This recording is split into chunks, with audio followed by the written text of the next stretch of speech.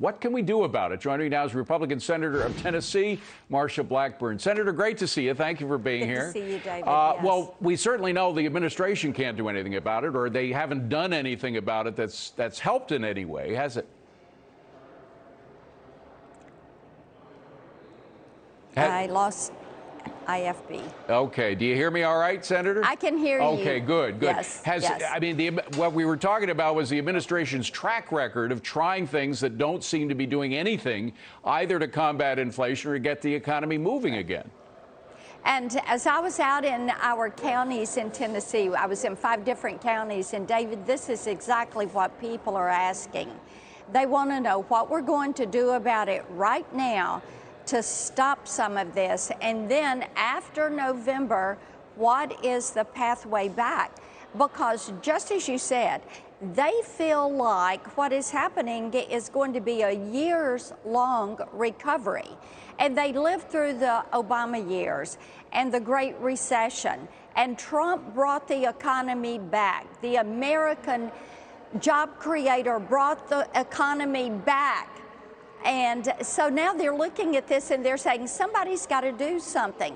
And right now, one of the things that we ought to do is to put a stranglehold on this out-of-control government spending. When you read all the reports, what do they talk about? The cost of energy and the out-of-control spending. So let's get that under control. Let's make certain that we are freezing federal hiring. Let's make certain that we're freezing federal salaries. And they've already spent $6.8 trillion on COVID, and now Joe Biden wants to spend another $2 trillion. The economy does not need this. What we need is to get inflation down. What we need to do is open up U.S. energy, and there are things the Biden administration could do today. Well, what could Republicans do? I mean, if Republicans do regain the House and the Senate, what could they do to stop President Biden from going any further down a dead end?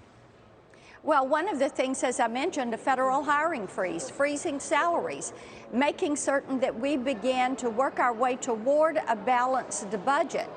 Those are things that make a difference. And then looking at energy, overriding some of these rules and regulations. You know, he has passed 69 regulations since he took office. Most of those are focused on the energy sector. Putting a CRA on those regulations, recalling them, getting them off the books, opening up Alaska, opening up offshore, making certain that we return to energy dominance. That is how you tackle this problem. Would you have any? Forgive me for interrupting. It's not going to get better until energy gets better. Would you have any Democrats who would be willing to join you in that effort, so you could have a veto-proof majority there to stop the president? The American people would like to see Democrats work with us to get the cost at the pump down. In Tennessee, we're right there pushing $5 a gallon. It was $2.17 in June of 2020. This is not a Democrat or a Republican problem. It is the American people's pocketbook problem, and it is all caused by this administration. You know, Democrats are now trying to shade all the bad economic news that's coming out with the January 6th committee, with their primetime show last week. Today they had another one.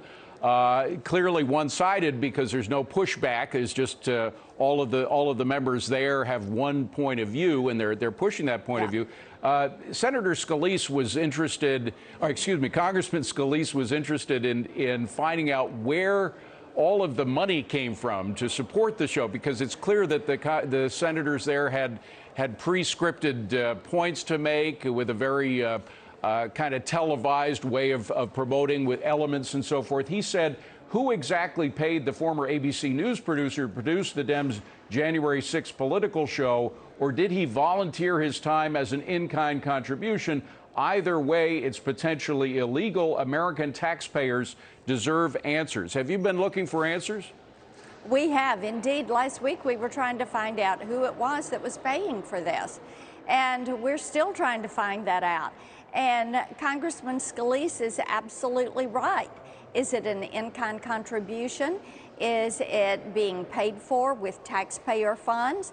That is not appropriate. You cannot pay for political advertisements with taxpayer funds. And we all know that is clearly what this is. And it is a show trial, and it is not getting to the bottom of what happened. Where are Pelosi's emails? Where are the communications that she had? Why did she choose not to call out the National Guard that had been approved for her by the Department of Defense? And those are all components. Why were Capitol Police not prepared? Those are answers that are valid. They're questions that are valid, that are in search of answers. But oh no, this is all about trying to say Donald Trump, we're going to blame him, and it is one-sided. It is the Democrats' version of a show trial. Well, please let us know if you find out answers to any of Will those do. questions. They're very interesting questions. Senator, thank you so much for being here. Appreciate it. Good to see you.